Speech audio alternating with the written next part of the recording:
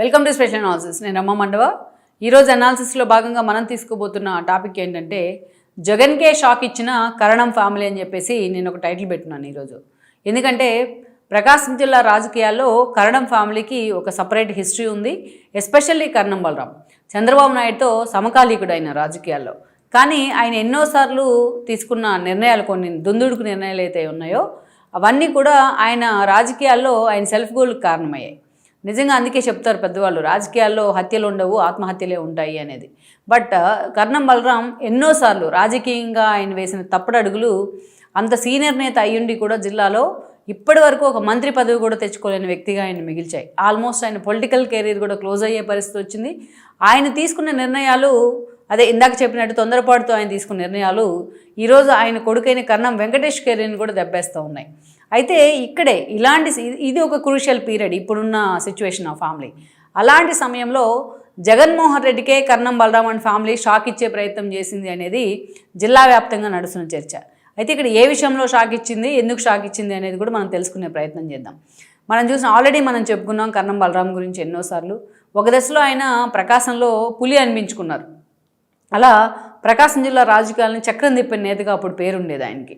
అయితే ఆల్రెడీ ఆయన వేసుకున్న సెల్ఫ్ గోల్స్ ఎవరు వేసుకొని ఉండరు. లేకపోతే ఈరోజు చంద్రబాబు నాయుడు సరిసమానంగా ఉన్న నేత ఇప్పటికీ ఒక మంత్రి పదవి దక్కించుకోలేని సిచ్యువేషన్లో ఉన్నారు.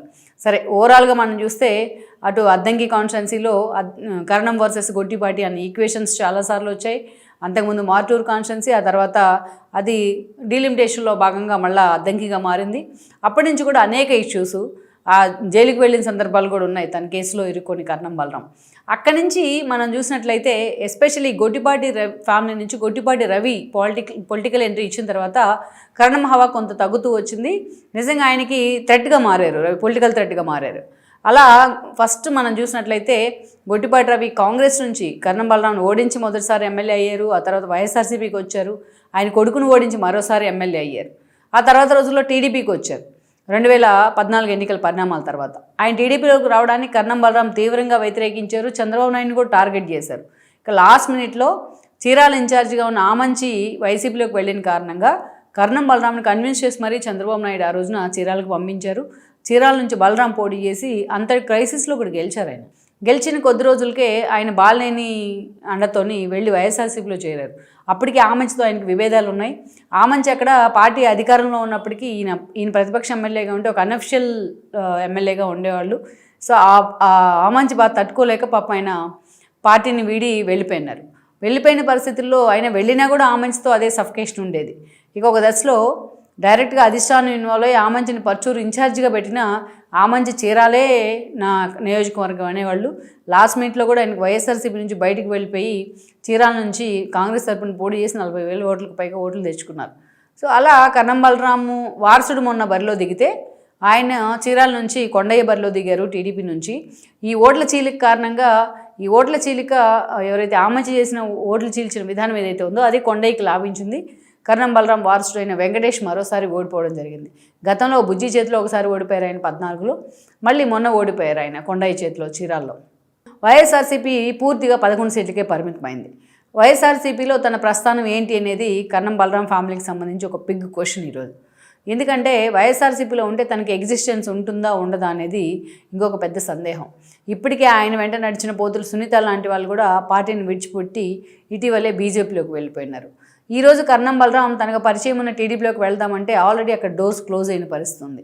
అలాగని అని చెప్పి ఈరోజు జనసేనలోకి వెళ్దాము అంటే జనసేన విషయంలో ఒక క్లారిటీ రావట్లా. ఎందుకంటే తను తీసుకొచ్చిన బాలనేని జనసేన జెండా కప్పుకున్నారు. సో ఆయన ఇప్పుడే ప్రెజర్ ఇవ్వడం ఎక్కువ అవుతుంది అని చెప్పేసి కరణం బలరాంని జనసేనలోకి తీసుకుంటే ఎంతవరకు చంద్రబాబు అంటే టీం యాక్సెప్ట్ చేస్తుంది అనేది బాలనేనికి ఉన్న ఆందోళన. అందుకే ఆయన అంత ఈజీగా కరణం బలరాం వైపు మొగ్గలేకపోతూ ఉన్నారు జనసేన వైపు నుంచి. ఇక ఇంకోవైపు బీజేపీలోకి వెళ్ళడానికి కరణం బలరాంకి అంత యాక్సెసిబిలిటీ ఉంటుందని నేను అనుకోవట్లా. సో అలాంటి పరిస్థితుల్లో ఈరోజు వైఎస్ఆర్సీపీలోనే ఉంటే తన భవిష్యత్తు ఏంటా అనేది, ఆయన కొడుకు భవిష్యత్తు ఏంటా అనేది కూడా పెద్ద క్వశ్చన్ ఈరోజు. ఇలాంటి పరిస్థితుల్లో జగన్మోహన్ రెడ్డి మన వాళ్ళిద్దరిని పిలిచారనేది ఒక సమాచారం నాకున్నది. పిలిచి అద్దంకి ఇన్ఛార్జిగా కరణం వెంకటేష్ని ప్రకటిస్తానని జగన్మోహన్ రెడ్డి అడిగినట్టు నాకు సమాచారం ఉంది. అయితే ఇక్కడ అడిగిన వెంటనే వాళ్ళిద్దరూ కూడా దాన్ని హోల్డ్లో పెట్టండి, కొన్ని రోజులు మాకు ఏదో అనారోగ్య కారణాల రీత్యా అటు అమెరికా వెళ్ళి రావాల్సి ఉంది, విదేశాలకు వెళ్ళి రావాల్సి ఉంది. వచ్చిన తర్వాత చూద్దామని చెప్పేసి జగన్మోహన్ రెడ్డికి వాళ్ళు చెప్పినట్టు, జగన్మోహన్ రెడ్డిని కన్విన్స్ చేసినట్టుగా కూడా మనకు సమాచారం. జగన్మోహన్ రెడ్డి ఎంతసేపు వాళ్ళని అడిగినా వాళ్ళు ఇదే ఆన్సర్ ఇస్తూ ఉండడంతో జగన్మోహన్ రెడ్డి వాళ్ళు వెళ్ళిన తర్వాత అందుకే ఎక్కడో పన్నాల్లో ఉన్న చంద్రపూడి అశోక్ని తీసుకొచ్చి అద్దెంకిలో ఇన్ఛార్జిగా పెట్టారు అనేది స్థానికంగా లోకల్గా జిల్లాలో నడుస్తున్న చర్చ. అయితే ఇక్కడ ప్రధాన కారణం విదేశాలకు వెళ్ళటమో లేకపోతే ఇంకోటి అనేది ప్రధాన కారణం కాదు. గతంలో చాలాసార్లు తాను చీరాల నుంచి రిప్రజెంట్ చేసిన తన కొడుకు టికెట్ ఇవ్వాలని టీడీపీలో కూడా ఆయన డిమాండ్ చేశారు. ఆ తర్వాత వైఎస్ఆర్సీపీ నుంచి అద్దెంకి ఇన్ఛార్జిగా ప్రకటించండి నా కొడుకునని చెప్పి అడిగిన సందర్భాలు చాలా ఉన్నాయి. కానీ జగన్మోహన్ రెడ్డి బాచిన కృష్ణ చైతన్యకి ఇచ్చిన ప్రయారిటీ కూడా కర్ణం వెంకటేష్కి ఇవ్వలేదు.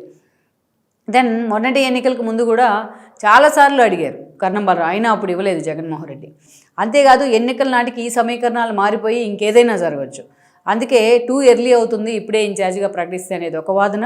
ఇంకొకటి ఏంటంటే ఎలాగైనా సరే జనసేనలోకి వెళ్ళాలనే ఆలోచన వాళ్ళు ఎప్పటి నుంచో చేస్తూ ఉన్నారు. అలాంటి పరిస్థితుల్లో వైఎస్ఆర్సీపీ నుంచి ఇన్ఛార్జిగా ప్రకటించిన వృధానే అన్న ఆలోచనలో వాళ్ళు ఉన్నారు. అందుకనే ఈ కారణాలతోనే జగన్మోహన్ రెడ్డిని హోల్డ్లో పెట్టాలి, ఈ ఏదైతే కర్ణం వెంకటేష్కి అద్దెంకి ఇన్ఛార్జ్ అనే వ్యవహారాన్ని హోల్డ్లో పెట్టమని జగన్మోహన్ రెడ్డిని అడిగినట్టుగా తెలుస్తోంది. అందుకే వాళ్ళు కన్విన్స్ కాలేదు కాబట్టే జగన్మోహన్ రెడ్డి ఎక్కడో ఉన్న అశోక్ని తీసుకొచ్చి అక్కడ ఇన్ఛార్జిగా ప్రకటించే ప్రయత్నం చేశారు. కర్ణం బలరాము ఈ విషయంలో కొంత దూకుడు ప్రదర్శించారు మళ్ళీ అని చెప్పి కూడా ఆయన అభిమానులు చర్చించుకుంటూ ఉన్నారు. అదే కర్ణం వెంకటేష్ను ఇన్ఛార్జిగా ప్రకటించాలని జగన్మోహన్ రెడ్డి తీసుకున్న నిర్ణయానికి యాక్సెప్ట్ చేసినట్లయితే ఈ పాటికి వెంకటేష్ అక్కడ ఇన్ఛార్జిగా ఉండేవాళ్ళు. ఇంకా 3 ఏళ్ళు టైం ఉంది కాబట్టి కింద మీద పడి ఎంతో కష్టపడితే రేపు కనీసం బుజ్జిని ఓడించేదాకన్నా వెళ్ళగలిగి ఉండేవాడు. కానీ ఈరోజు వాళ్ళు కాళ్ళదాకా వచ్చిన పదవిని వాళ్లే వద్దనుకున్నారు అన్న చర్చ అయితే జరుగుతోంది. అంటే వైఎస్ఆర్సీపీకి భవిష్యత్తు లేదనే ఆలోచనతోనే కర్ణం బలరాం ఈ నిర్ణయం తీసుకున్నారా, లేకుంటే ఆ పార్టీలో ఇక ఇమడలేను అనే నిర్ణయానికి వచ్చిన కారణంగానే దీన్ని హోల్డ్లో పెట్టే ప్రయత్నం చేశారనేది మాత్రం జిల్లాలో ఆయన అభిమానుల్లో చాలా సీరియస్గా చర్చనీయాంశం అవుతున్న అంశం. ఇప్పుడు ఈ వీడియో మీకు నచ్చినట్లయితే please share, like and subscribe.